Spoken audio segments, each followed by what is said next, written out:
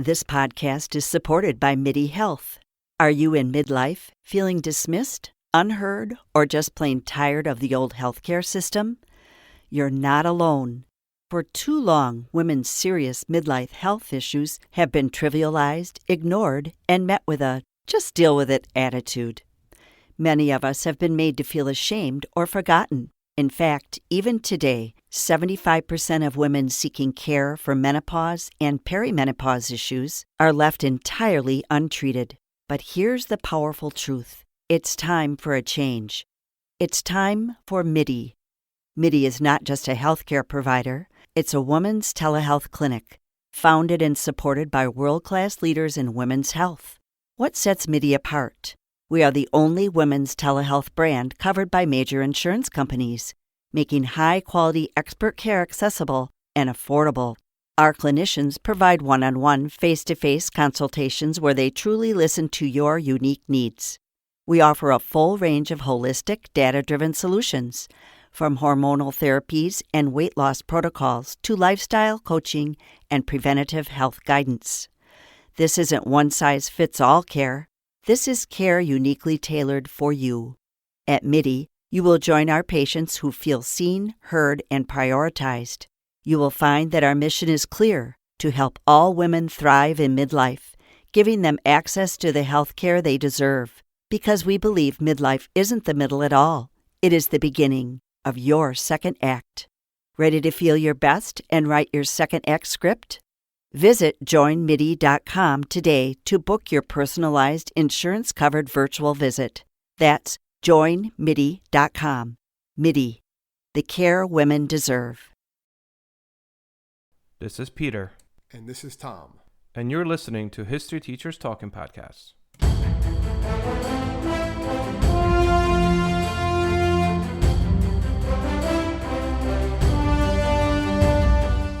All right, this is Peter Zablocki and Thomas Reska, and welcome back to our podcast. Tom, a little known one today. I would say this is not a most known thing. Well, I think it's a footnote in a lot of American history books. I definitely remember going over it briefly, probably not in much detail as I was researching for it back when I was teaching this sort of stuff. But it was talked about, one of the reasons why whenever you got into the Cold War was you talked about, because the Americans sided with the White Russians during the Bolshevik Revolution, right?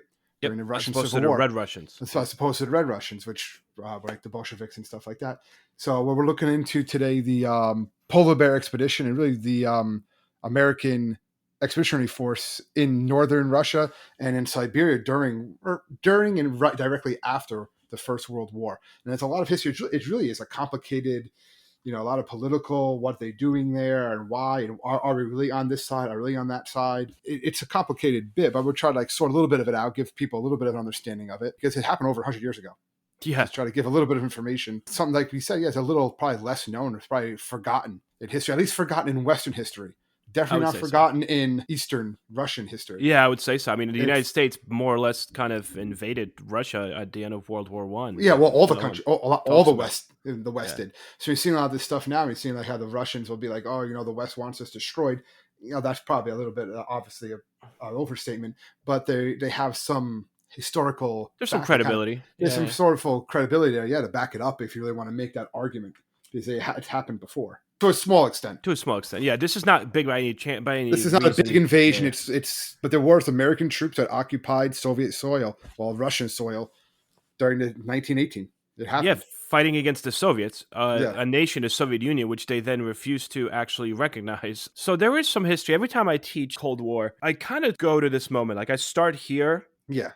As a footnote of this is where the relations between the United States and Soviets, not necessarily Russians, Soviets, kind of sour a little bit. This is the beginning of it. And obviously, this becomes a much bigger deal after World War II and, U.S. failed recognition of Soviet Union prior to World War II. But let us talk about Woodrow Wilson and the American soldiers being sent to Russia, Siberia, the cold portion of Russia, in 1918. We should also mention that the World War I ends in November of 1918, but the United States forces are sent there only a couple months before that, and they stay until the war ends, then we're still there. They're still there till 1920. Yep. So, there's a lot of back, and obviously one reason why we're there, I guess we have to get into Russia leaves the war, right? Like let's get into that. You have the Russian Revolution, the Bolshevik Revolution, Lenin and his socialist Bolshevik party, and they withdraw from the Allies. So the Allies are upset. When we say the Allies, we're talking about mostly France, Britain, the United States, right? These are the Allies. And they don't like this because the war's still like kind of up in the air at this point. U.S. is just getting involved, right? Yep. And they're still waiting to get a lot of their troops over. Britain and France are pretty much a stalemate with Germany and the Central Powers at this point. Now Russia leaves. That opens up the Eastern Front. And now a lot of this Eastern Front those troops are now being thrown over to the Western Front. And they're within like artillery range of Paris at this point. Because Germany no longer has to fight a two-front war. So they're just, this is great. We were, fighting a stalemate on two fronts. Now we can just focus everything on one front. So it works out perfectly for Germany militarily. So they're happy about this. And the Allies are like, we need to do something about this. And they're hoping that if the White Russians, right, as we're calling them, if they somehow get control again, that they will re-enter the war. And that will reestablish the Eastern Front. That's something that the British and the French particularly want, is they want to reestablish that Eastern Front. So there's no guarantees that's going to happen, but that's kind of what they're hoping for. The White Army is really like a white movement. They're loyalists. Yeah, basically loyalists, anti-communists. Anti-communists for the most part. Well, obviously anti-communists. They don't necessarily want to bring back the Tsar, but they're anyone who is their anti-communist, basically. That was the one thing that united them. So they represented a huge array of political opinions in Russia, as long as they all had one thing in common, and that was opposing the communist Bolsheviks. That was pretty much key here. So there were a lot of pockets. They're like military pockets of these, you might want to say like freedom warriors, this White Army. And this movement, it tries to the best of their ability, prevent Bolsheviks and the Red Army or Lenin's armies from taking full control of Russia, even though obviously already the Tsar's fallen, right? So Lenin is in charge. Lenin's in charge. So this is like a civil war that's being fought there between the whites and the reds. And the United States and the European countries more or less get very involved in this, because the idea, as you mentioned, is that if maybe the whites overcome the reds, then the communism could stop and be halted in its tracks. That's clearly the key here. You have Britain, France, United States definitely favor the whites. And there is a huge fear from those major powers of Lenin and any form of radical socialism. It's so anti-capitalist, but also anti-democracy, that France, Britain, and the United States is very much afraid of the growing socialist movement that's happening around the world. I mean, the United States has its own Red Scare around this time because there's socialists and communists in the United States. Yeah, there's protests for the U.S. involved in the war. Yep. So there's a real fear of that, and then in seeing it happen in a country the size of Russia, that was it. So any way they can try to like stem that or contain that, that's really something that they're going to be all for. That's essentially how we get in there, right? Well, so much, yeah. Like so the war breaks out, and Wilson is, from everything I could, so I'm sure too, Pete, he's kind of like against it. He still doesn't want to send anybody. Yep. But Wilson is not exactly. He's not Woodrow Wilson either. At this point, he suffered a stroke. Yep. Right, it's something that history is aware of, but it's only come out in the last, I don't know, maybe like 50 years or so, maybe even less. Like how bad he was. How bad it really was, and how enfeebled he actually was. So he was really being manipulated by his advisors and even by his wife. Now, I don't say manipulated necessarily in a bad or good way. He was just kind of being fed information. They're kind of running things for the most part. And so he did allow this to happen, but he was... a lot of people from I read kind of said that if he was Wilson of a few years earlier, he would have been totally against this. He's like, I'm not getting involved in this, because he was a very much like isolationist as far as like, let's not really get involved in these sorts of things. Like, it was the United States' position that we're going to remain neutral and we're not going to get involved in what happens in Russia. Like, whichever side wins. The British and French really wanted to intervene. There was a lot of pressure. Wilson agreed on 2 points: preventing any of the war materials in Archangel, which is this place in eastern Russia, to fall into German or Bolshevik hands. They didn't want that to happen, all these war materials. And 2, they wanted to mount offense to rescue the Czechoslovakia Legion, which was stranded along the Trans-Siberian Railroad. So those are the 2 reasons why they were willing to intervene. And he said the Russians they're not going to aid either side necessarily in this.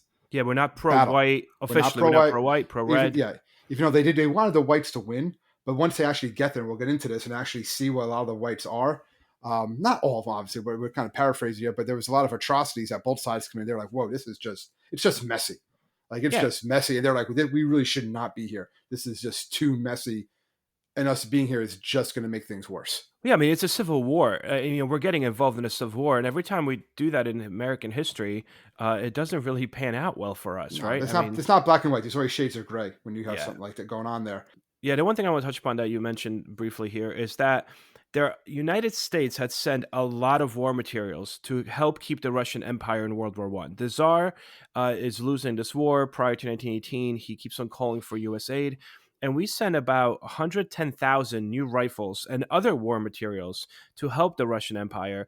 And that is sent to this area, as you mentioned, known as Archangel. This is the city Archangel. Wilson is very much thinking from an economic standpoint here, like, okay, well, there's these stockpiles that are worth like, hundreds of thousands, if not millions of dollars.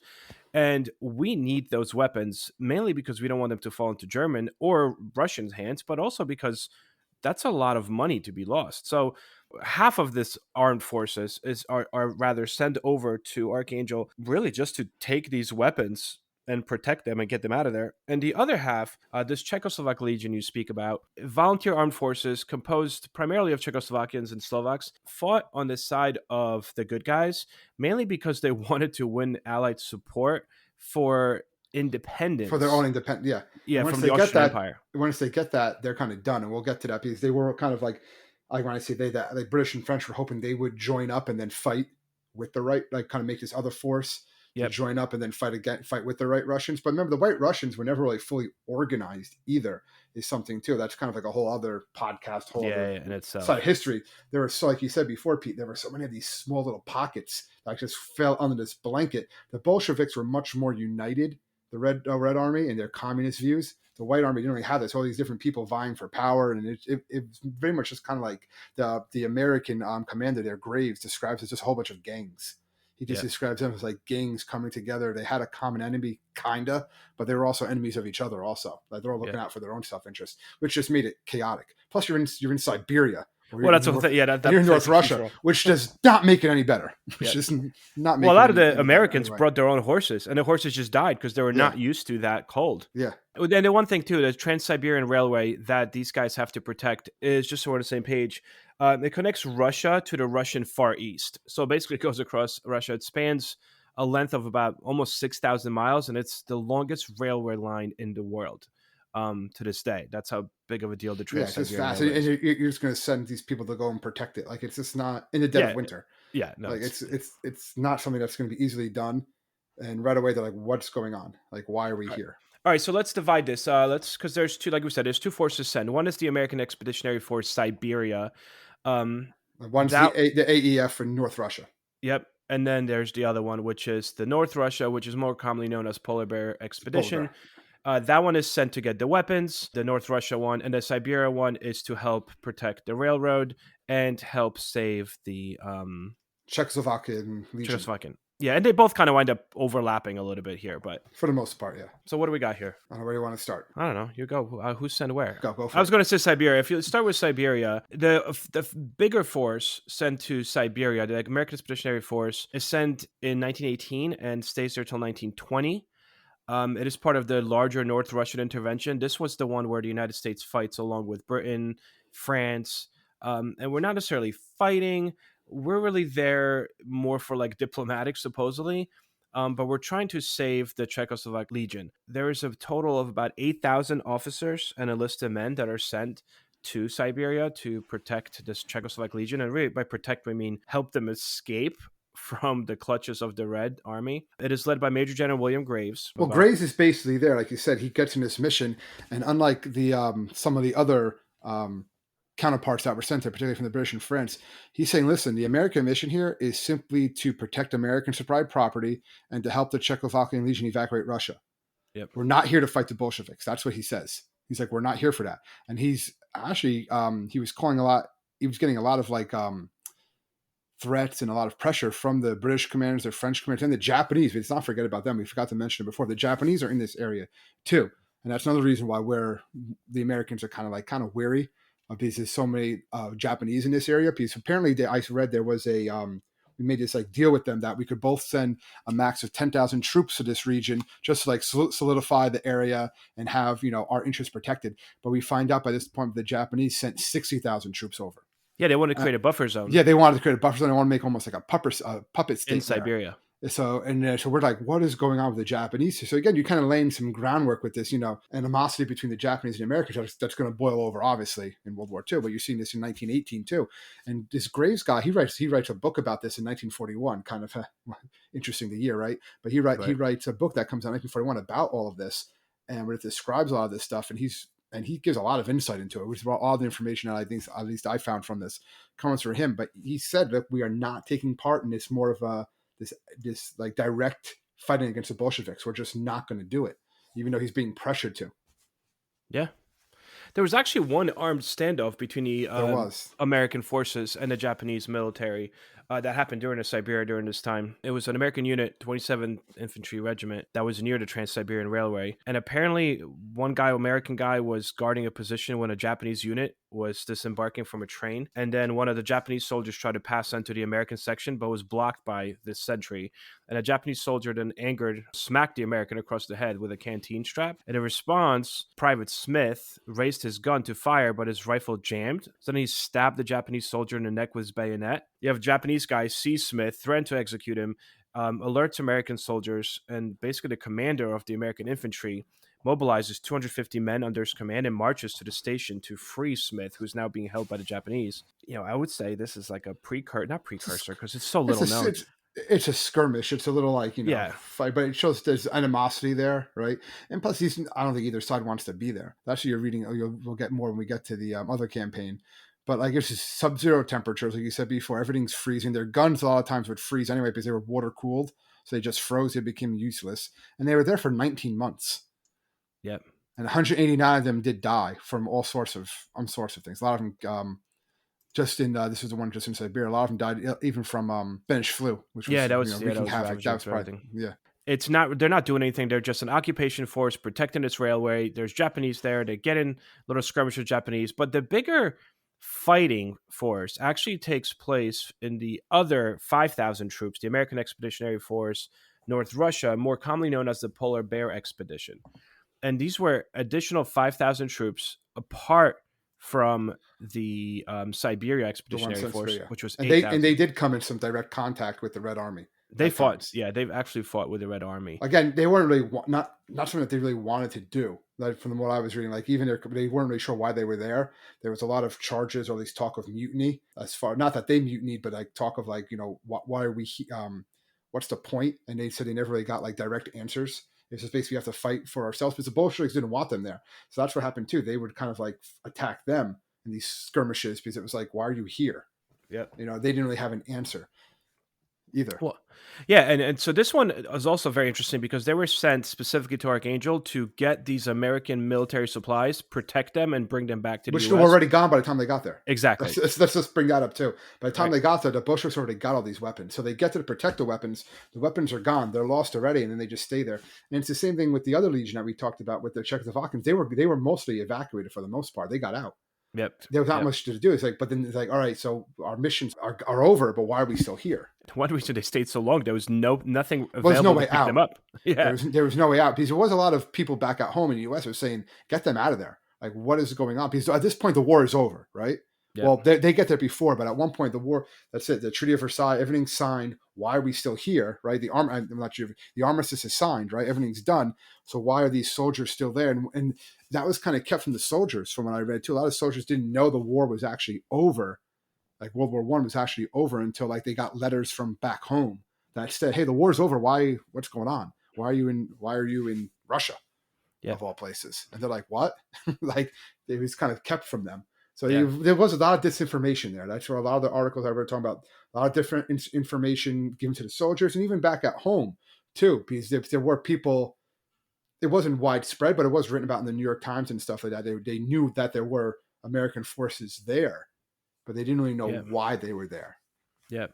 And also the Polar Bear Expedition, the one in North Russia, they got kind of tricked as well, because when they got there to Archangel and the actual military supplies were gone, the British commanders that were there wind up sending the U.S. 1st Battalion up this river. Yeah, take control. They're like, you need to go and get this railroad. They're like, what? Exactly. So they're like, oh, wait, what's going on? And they basically trick them to like saying, oh, the Red Russians, they're over there. They have these weapons. Go over there. And now you have this polar bear expedition, this American force of 5,000 move and start chasing the Bolshevik forces. Basically, for the next 6 weeks, they wind up fighting the Bolshevik forces, which They is never put meant to happen. and they push them back. Well, the And they Reds do- pushed them back, and that becomes an well, issue. no, yeah, they push back. Well, they push the Bolshevik forces back, but then what happens is the front becomes so large, right? Yep. It becomes hundreds of miles wide and narrow. It's like difficult to maintain and protect. And then by the end of October, it starts to get really cold. They're like, this is not, we're not going to be able to like hold this, especially that winter's coming. So they start to like, become more defensive.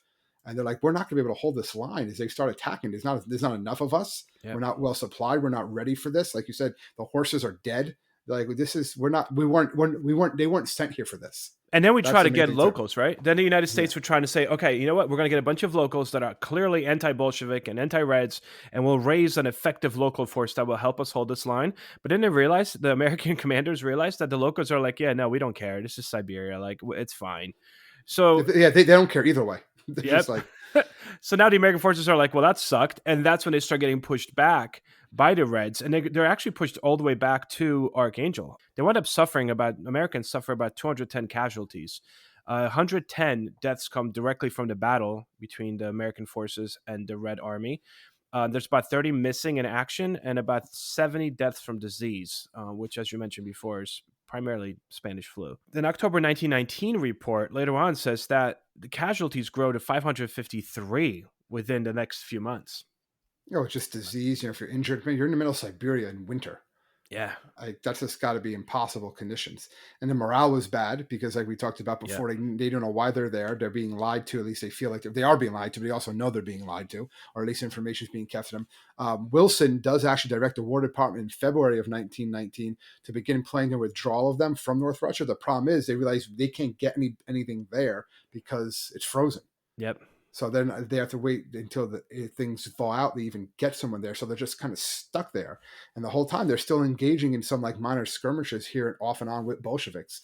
And like we were talking about what Graves was talking about, even though he was a different part, he's saying, listen, both sides are kind of like neither side is like, there's no clear cut good guy and bad guy. Both sides are committing atrocities. And Graves actually writes that the White Army commits 100 atrocities, 100 murders to every one that the Bolsheviks do. Nuts. So like that's what's going on, and they're just seeing this, and they're like, "What is going on here?" They're just out to protect themselves, really, at this point.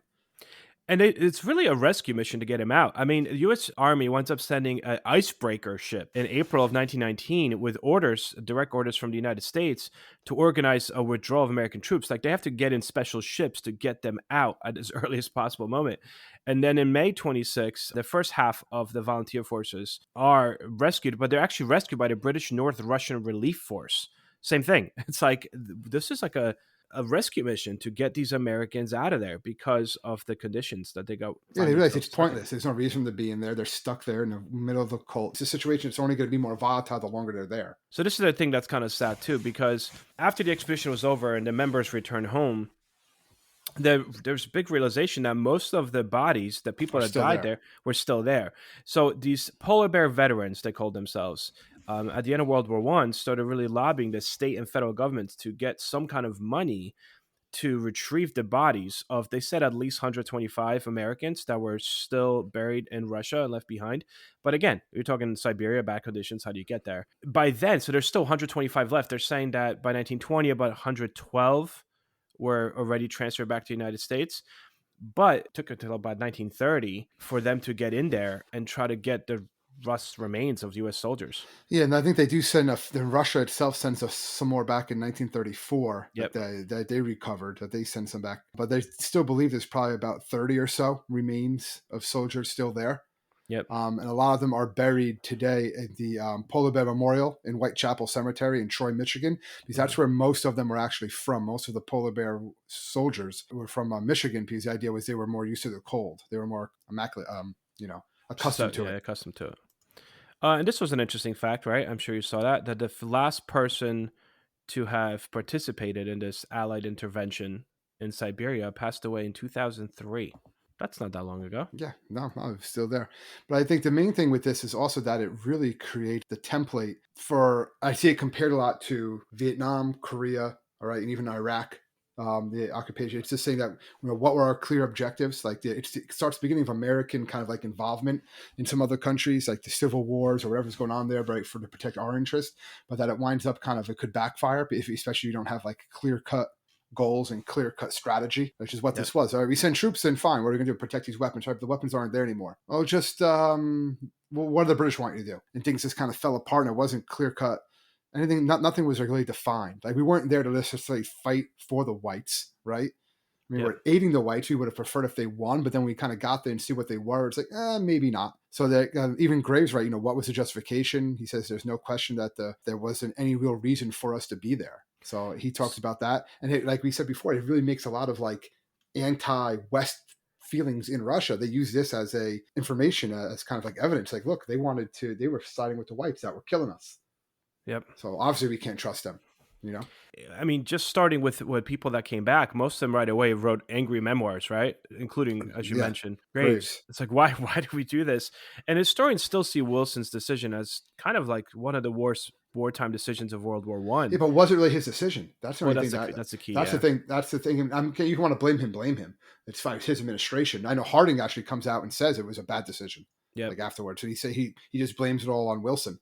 But it's like, was that really Wilson? Like, who knows? Like, it was the Secretary of State. They're saying, well, Secretary of War. I'm not saying there was so much other factors going in there, and they probably didn't foresee it becoming what it became. But it was also just one of those things that, like, help out. We have to make sure we protect our interests there and try to. There's no real goals. Work on. There's no real goals, and that's what you can't send troops in without having a true goal. Korea, Vietnam, so it's interesting. It's to kind of throw this in with those with all the other conflicts that happen later on, but in context, it's just interesting. You kind of see it more, It's all about eye-opening. I actually read a book about this a few years back, and I remember the author, Carl Richard was the author, argued that the actual intervention backfired because it strengthened the Bolsheviks' regime as opposed to the original intention that was meant to gave him another enemy in the West. Yeah. It was like, well, you know what? Look what's happening here. America's coming to interfere with us Russians. So remember, it wasn't just America either. It was the British and the French. It was the Japanese, but it wasn't just the United States. And the United States wasn't it wasn't the superpower it was later going to become either in 1918. But it lays down that foundation. I don't think the Cold War becomes as cold if it wasn't for this. Yep. Absolutely. Because Wilson did want to have friendly relations with Russia. It's like, listen, if Russia becomes communist, he didn't really. From what I saw, he cared, but if it happened, it happened.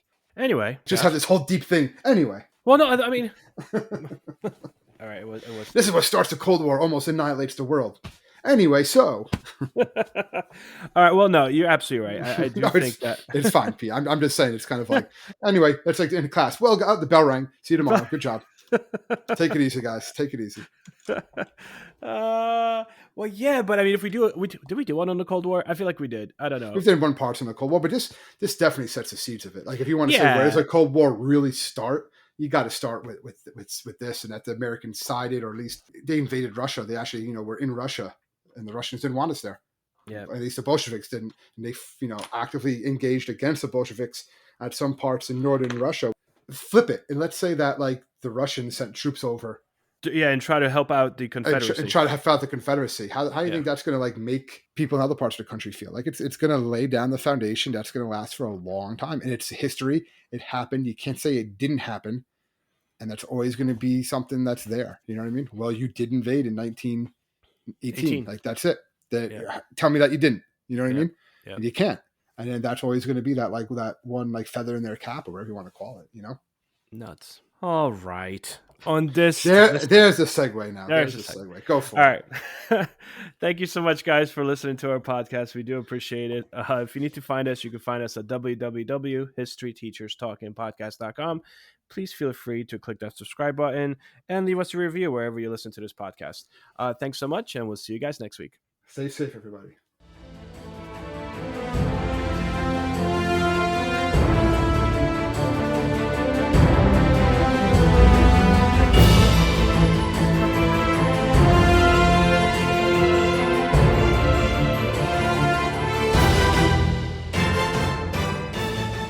I hope everyone enjoyed our podcast, and if you would like to email us, you can do so at historyteacherspodcast@gmail.com.